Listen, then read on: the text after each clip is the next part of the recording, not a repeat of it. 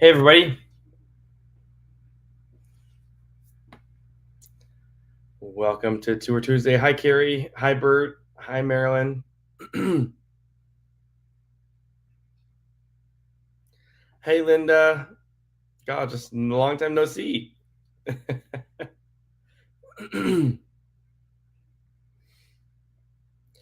I think one of the biggest surprises I had over the last couple of days was coming back to Omaha, and the weather was nice. I was ready to walk into a sauna and humidity, but it was gorgeous out today. Hey, Pam. Hey, oh, awesome. Cindy and Bree and all them are on from the Steffensmeyer house.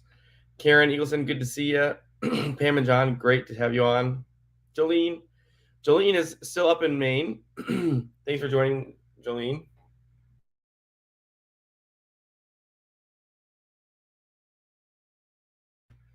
I like my background tonight. That is from Portland, where we were just yesterday. Hey, Sue. Gosh, you poor thing. Hope you're healing. Hi, Michael. Hi, Darlene. Yeah, we got a lot to talk about tonight. A lot of great trips got back. Just had a great time up in New England. I got some cool, like, common travel misconceptions and some really cool, interesting, fun food for thought. That'll be cool to talk about. We've got Washington, D.C. in the fall and our Magnolia Markets tours to breeze through with y'all. Some cool things to show you on some pictures from Bree, some pictures from Mark, some pictures from Brian and Cliff from, I believe, from Mark, Mississippi River Towns. Debbie's on. I just saw her a couple hours ago. Glad your feet are up, relaxing. Jody, good to see you. Hi, Scott. Hi, Cliff. Hi, Karen. Good to see you there. Hi, Jane. All right, so let's dive in. Let's get going. Cindy is resting up at home with Bree. We just got back from the Fall in New England tour, or excuse me, I keep thinking about that trip, but all the small states #1 tour. Judy went with us from the office, and then we had a lot of great guests on there, returning guests, some brand new guests.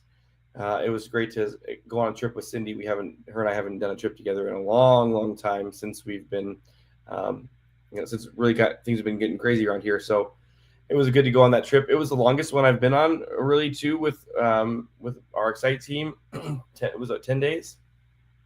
It went by so fast, though. More about that. But let's see here. So I share my screen so we can talk about some of the cool trips that are out right now, or that came back. Let's see here. So the Apostle Islands returned back with Brian and Jane, and they had a great time there. They had a little bit of rain. We went to the Apostle Islands, more like a lot of rain, but they switched up plans and made the day work with the group and had a blast the rest of the way doing a fish boil and the mailboat tour. And so it was great to hear about that trip and see all the great memories that they made. Then Mark just returned with the Mississippi River Towns group, so I'm going to show some pictures from that from our Facebook page. So I'm going to add to the stage here. We'll get to those. Don't you worry about that. Here's some of the pictures from the Mississippi River Towns tour. What a great group. That's in St. Louis, the state capital. Here they're doing a mansion tour. There was a veterans memorial going on while they were in Hannibal. I think it was Hannibal. One of the towns that they were in on trip. Some of our great guests getting ready to go on to a riverboat cruise. There is an actor playing Huck Finn in Hannibal, Missouri. The cave they went to see, Tom Sawyer's Caves. That is a view from the top of the arch. That place freaks me out, really. I mean, that is really small up there. You can't get down, but they got to go. I think they had 39 of the guests go up in the arch. Like, so crazy cool. There they are exploring the bottom of the arch, and all of them doing the arch sign. Oh, that's so great. So that is the Mississippi River Towns tour. So exciting. Okay, then we're gonna see what else is next here. Carrie got back with the Grand Ole Opry group tour. I'm sure you've seen some of the pictures on our Facebook page. Those were amazing. That trip sounded so much fun. So many behind the scenes looks. The concert was amazing. So that was great to see. And we also had Napa Valley and San Fran return. So I could show you the group here. There is Bree and Steph. Steph Steffensmeyer from Kansas City. They took that tour out to Napa Valley. They did San Francisco first, and then Napa Valley. This is the first winery they went to. It's in a castle. It's unbelievable. It's such a fun wine experience, totally unique. And then here is the other one. This is the other one they did on their first full day in Napa. This is Chandon. So this is sparkling wines. It's a palace up there. It is so fantastic. I actually love Chandon. Excuse me, it's Domaine, but they're part of Domaine Chandon. So it's Domaine Caneros. Absolutely fabulous sparkling wines, champagne, if you will, but from Napa. So awesome. Just had a really great time out there. So then the next day they did the Napa Valley Wine Train. And so that's all day tour, and you visit three wineries. You have a full lunch. You have different wine tastings. You stop at the Napa Valley Wine Sign and have champagne. It's very glamorous and very fun, and I think a great way to see Napa Valley. So what a great trip that they had out there, and actually a great timing because sadly, like Napa Valley is under some pressure right now because of the fires in Napa Valley. So super grateful that our group got out there and back in the time that they did. Okay, and so then we also had then of course the small states returned. So let me pull this back up here. Where was it? Oh, let me stop sharing my screen. And let's see here. Where are the pictures from this? Here we go. You're gonna love this, Cindy. If you're watching, you're gonna love this picture. And add a stage. Okay, there we are. So one of the things we do when we get to Portland is do the lobster cruise, and you get to catch lobster in lobster traps. It was hysterical. I think all of us, well, the boats that I were on, Cindy took that group out, and I was on the one before. We caught 3 lobsters, but they were all too small to keep. So we didn't keep any, but they got tons of lobsters. So there's Cindy holding a lobster. There's me holding a lobster. They already had some in a tank, so we sort of cheated. But we could pick them out of the tank with our hands. Held them with their bare hands. There's Patty Kellison holding a lobster. I think that was one that we actually caught, but it was too, because it doesn't have the rubber bands on its claws. So, but we had to throw it back. You know what's crazy about this is that the lobsters take 6 years to grow to catch. So they are down there for 6 years, and they crawl around down there, and they go into these cages that you can see in that picture. And they're fed for free, basically, because those traps have food in them. And those traps are big enough for those, obviously, for the lobsters to go in. And then the small ones will crawl up that little chute right there and then down to the bottom and out those little holes. And that's on purpose because you want them to eat so they grow and grow and grow. And then after 6 years, they'll be big enough usually to catch. They showed us the difference between male and female. If it's a female and she has eggs, that means she can't be caught. So then they tag her tail, or they kind of notch out her tail so that other people don't catch her and keep her. And that way they continue to keep all the breeding females out there because not all females can have babies. And another weird fact that we learned is that if the male that she's mating with is smaller than her, she will eat him. They're cannibalized. They're cannibal creatures. So very strange looking things. We had a lot of lobster on the tour. It was fabulous. There's Denise Zach holding lobster. Now this was in Luke's Lobster and on the pier in Portland, and they had these tanks right there where they were putting lobsters in, and they had a bunch of them kind of out behind that. And she asked the guy she could hold one, and so that he let her. Moulton Family Farm. This is a working farm out in New Hampshire, I believe. And we got to meet the owner, and he took us on it. They took us on like a hayrack ride around their farm to see how they grow all their natural products. And they have a huge store. They make all this goods, and it was delicious. We tried the pies, we tried the cookies, we tried the sandwiches, the food trucks. It was really cool to see their operation. This is Lincoln Family Home. This is Hildine. Spectacular home. Everything in the home is original. Now, it's Lincoln's kids, so it's not Abraham Lincoln's house. It's Lincoln's family, but it is his home. Let's see here. What's one more? This is the group up there talking to one of the docents. This is a place we ate at on the way up to in the Berkshires. It was called, I want to say it's called Natural, but it was called, well, anyway, it was delicious. It was the food we had on the trip. I think was all great. It was really fun. This was an author's home in the Berkshires. We got to tour this mansion. It was a summer home. They really only lived there for 9 years before they got rid of it. And then it's been through several hands, but now it's preserved. They have lots of events out there. This is a great venue. And then there's Denise. She thinks she's driving the bus. We actually had a really great driver, Travis. He took great care of us while we were out on the road touring. It was just an absolute blast. Okay, enough of that. Sharing the screen there. So that is small states number 1. We have small states number 2 going out, which is the same exact itinerary, basically, with Jane and Pat coming up here in about a week and a half or so. And then we'll have those trips again next year. But it was a blast. So you can ask anybody that was on that trip. I think they had a great time. Okay, what is next on the agenda? Okay, so I thought we'd talk about something kind of fun and different. Oh, yes, we did go to see the Amish homes. Yes, we did. That was amazing. We did so much, you guys. We did so much. We started in Baltimore and went all the way up through all the small states to Portland, Maine. So we didn't see, there's way more to the tour than that, but that's some pictures that I found. So some common travel misconceptions. I thought these are really kind of interesting. So tell me what you think about this. As I was reading over these, I'm like, oh, this is crazy. Okay, so true or false? The Great Wall of China is visible from space. Type it in the chat. What do you think? Do you think the Great Wall of China is visible from space? Hey, Nancy. Hey, Brian. Gladys. Good to see you, Gladys. True or false? The Great Wall of China can be seen from space. Christina thinks true. Jerry says true. Kay says no. Susan says yes. Jody says no, you can't see it. No, you can see it. So Jody, that's double negative. No, you can see it. Is it no, you can't, or no, you can? Okay, so the misconception: astronauts cannot. It's too narrow and blends into the landscape. Astronauts say highways, airports, and cities are far more visible. So that is false. Let's see here. Okay, penguins and polar bears live in the same place, like Antarctica, the North Pole. True or false? Penguins and polar bears live in the same place.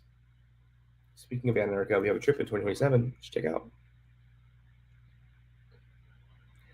Yes, penguins and polar bears. Do they live in the same neighborhood, same environments? It is actually false. Polar bears live in the Arctic.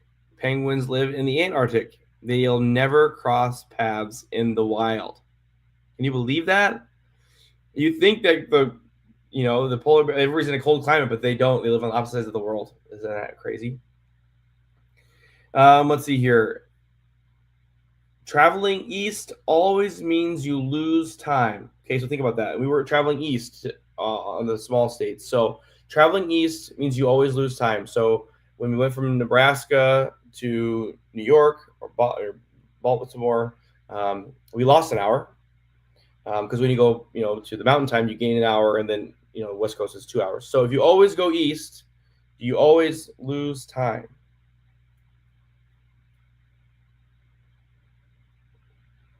We're getting a lot of falses. One yes. Yes. You always lose time going east. Brady says no. Okay, here it is. Crossing the international date line can actually make you gain a whole day. If you leave Asia on Tuesday, you will arrive in California on Monday. So it's true as far as you go to the international date line, but once you cross it, you're going back in time. Isn't that crazy? So again, if you leave Asia and come to California, you gain a whole day. So you actually gain time. Isn't that cool?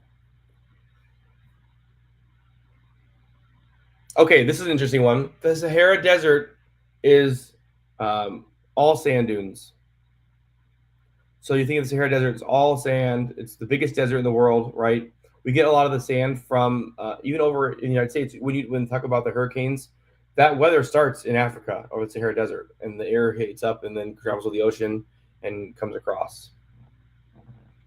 So the Sahara Desert is complete sand. Get some false. We got really cool. Jane said true. Nancy says false. No, the oasis and other climates, biomes, right? So the truth is about 70% of the Sahara is rock, gravel, or just dry plateaus. Only a fraction are the iconic sand dunes. All the movies we watch, like Dune and all that, it's like filmed out there. It's like all they're just endless sand, but actually, it's not really true. It's a big place, rock, gravel, and dry plateaus. Okay, let's see one more. Mount Everest is the tallest mountain in the world. True or false? Last one. Mount Everest is the tallest mountain in the world. Okay. The truth is, if you measure from the base to the summit, Mauna Kea in Hawaii is actually taller. Everest is about 29,000 feet, but Mauna Kea is 33,000 feet when measured from its base. The difference is Mauna Kea's base is under the ocean. So, food for thought. Interesting. Cool. Look at all that. It's so fun. So fun. So cool. So, there's some common travel misconceptions out there. Fun things to de-hack. That's exciting. Thanks for all the participation. That's so fun. Okay, so we've got 2 tours to cover tonight. I'm going to show you. I'm going to pull them up on the screen so we can follow along with me together. We'll do this one first. Magnolia Markets. And we're going to go here, and we're going to go share screen. Excite. Share. Okay, can you see it?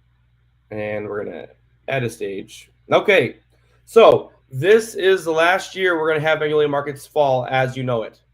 So if you want to go, we have a great group going. I think there's about 35. We have 10 seats left on this tour.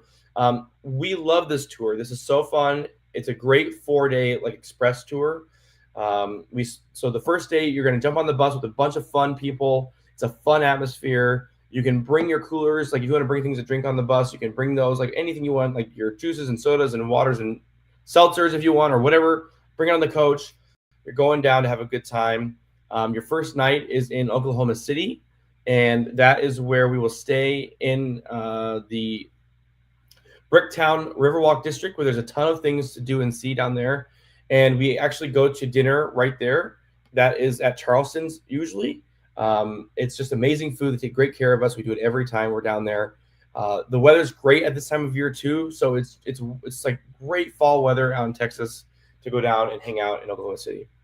The next day, you're going to actually get to Magnolia Market in Waco, Texas. So you get there about 11:30 noon, and they have tons of food trucks. I had like an Asian fusion food truck last time. Absolutely loved it. It was so great. And then, so I would do the food trucks first, and then there's all the shops in the area to shop at there on Magnolia grounds. And then we will also take the bus sort of around to see like the new hotel, and then like some of the other houses that they've built and the new church that they've redone. We don't have the tour set up to go inside them yet. You can set them up ahead of time if you want to go in on your own. But as a group, we're working on that as kind of like a preview for next year. But we're trying to get into more specifics, some of those places they've redone. So you can spend all day at the all afternoon at the Magnolia Markets area in Waco. We also can take you downtown. There's other shops kind of down further down like Main Street. They have the Dr. Pepper Museum down there. We had some people that really enjoyed that. Lots of great coffee shops, lots of food. It's a fun college town, so there's lots going on. It's just a great kind of afternoon out there. And then for dinner's on your own, but we usually go to this really cool place on the river, and they have great pizza, great wings. They have live music. It's just a really fun evening, kind of late summer, fall evening. Super low stress, lots of laughs, lots of fun, lots of stories. So you can check that out on day 2. Day 3, in the morning, you have for those of you that want to go, we get up bright and early at 6 a.m. and we go to Magnolia Table, and that is Chip and Joanna Gaines' like restaurant and inspired food, and it's amazing. I thought the food was fantastic. It's worth getting up that early, but you're not obligated to. If you're sort of like a late riser and don't want to get up that early, that's fine. What the bus actually does is the bus takes the people that for breakfast that wants to go, and then sort of drops them off, and then goes back to the hotel and gets the rest of the people, and then comes back at picks up the other people and takes us on to the next location. On the way to into Pioneer Woman, Reed Drummond's place, Pahuska, we stop at Buc-ee's. So you can pick up all your cool Buc-ee gear, your beaver nuggets, all of that great, all the pajama pants, the barbecue, all of that. And then we spend the afternoon and evening in Pahuska. This was really cool because it's more than just like Chip and Joanna Gaines' place. Like, they have like one because they're a big location. This is like the town's downtown. And they've redone several of the stores down there, and then the other stores have been redone. And now I think all the street work is now done because I was there in the spring. So they've redid all the streets around those stores. I had a steak at this great pizza place, which was strange, but the steak was one of the best I've ever had. They like had it over like a coal burning grill on like the balcony of this pizza restaurant. It was so awesome. Again, the weather will be gorgeous at this time of year. And I thought that Reed Drummond's things were just absolutely spectacular, and the shops were really cool. So lots to do there. And then the next day, it's a fun day to go back up to Kansas City. It's not that far of a drive. You're going to end up at Legends in Kansas City, where you'll be able to shop some of the more common stores. It's an outlet mall, so there's tons of stuff to pick up there, and then have a great lunch. And then it's time to come home.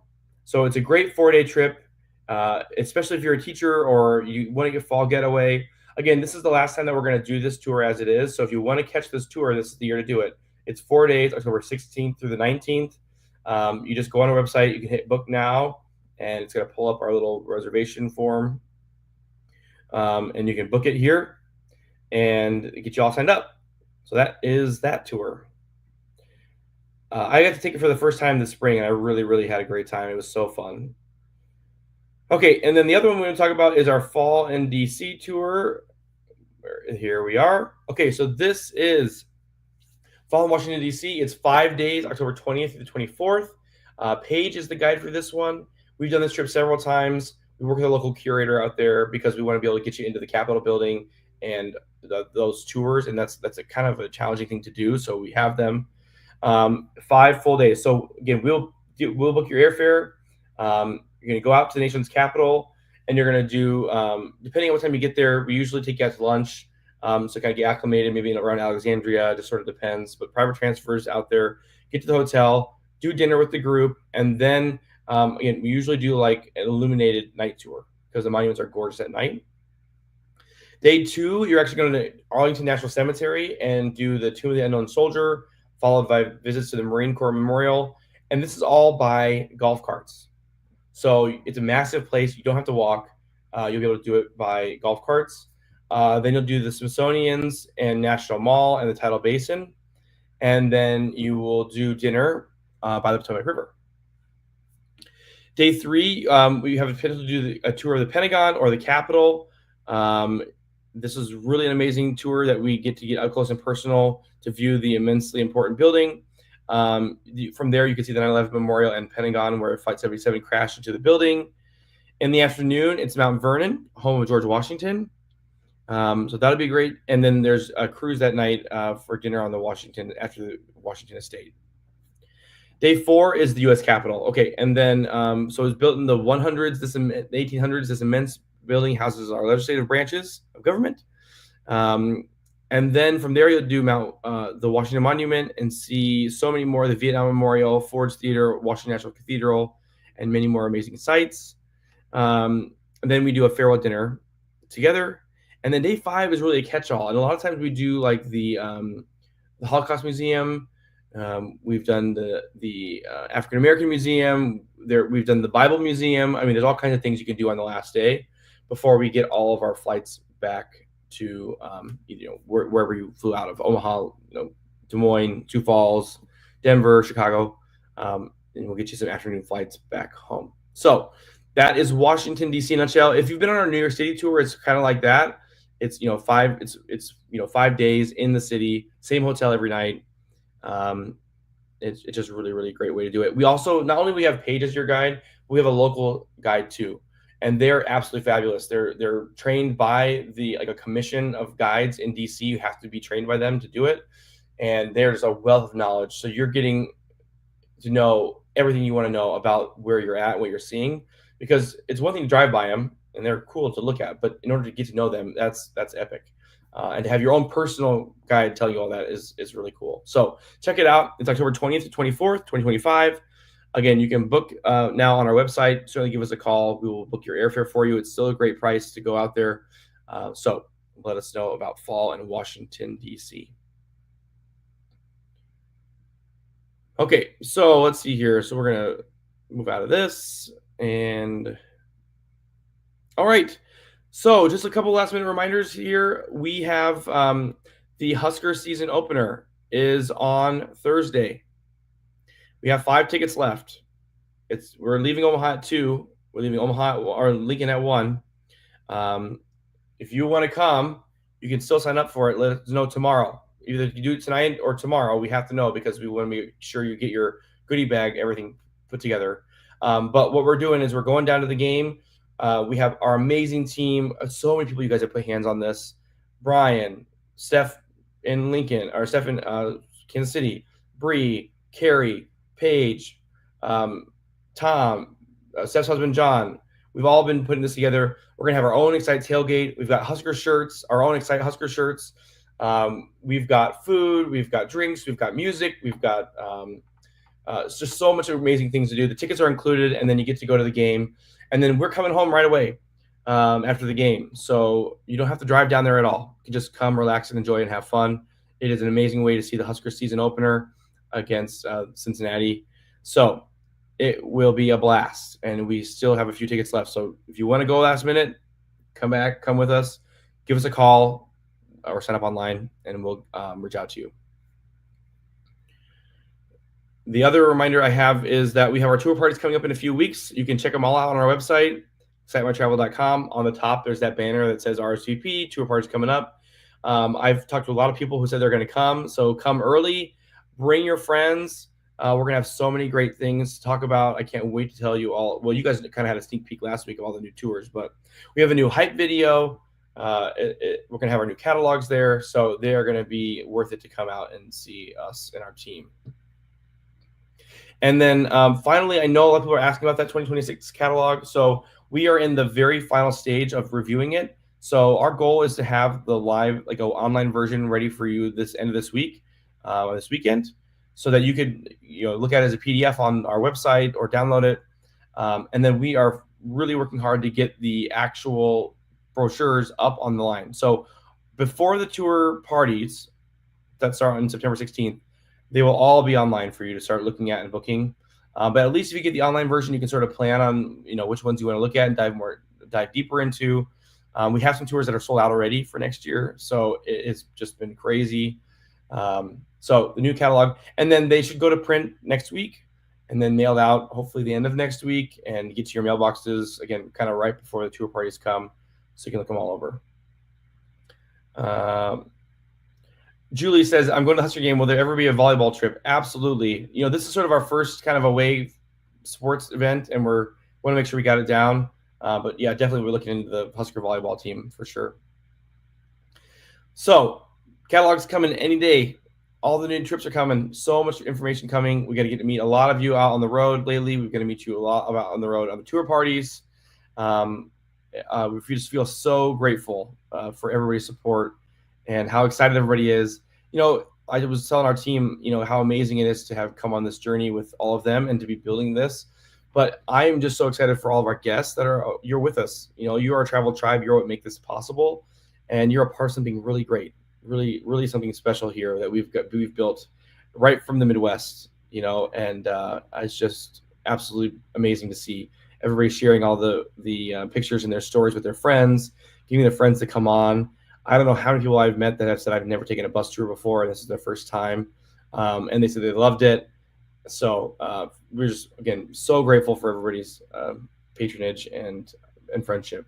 So, all right, let's see here. Any other questions? Buc-ee's, I know everybody loves Buc-ee's. It's great. Spice Village is full of clothes and cool knickknacks. Yep. Dr. Pepper Museum, we talked about that, Jolene.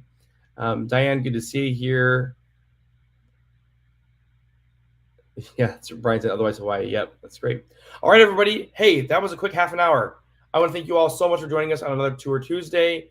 Again, we'll see you all really soon. Cindy and I will be back next week, Tuesday night, and we will have hopefully you all have a great Memorial weekend, Labor Day weekend, and we will see you all later.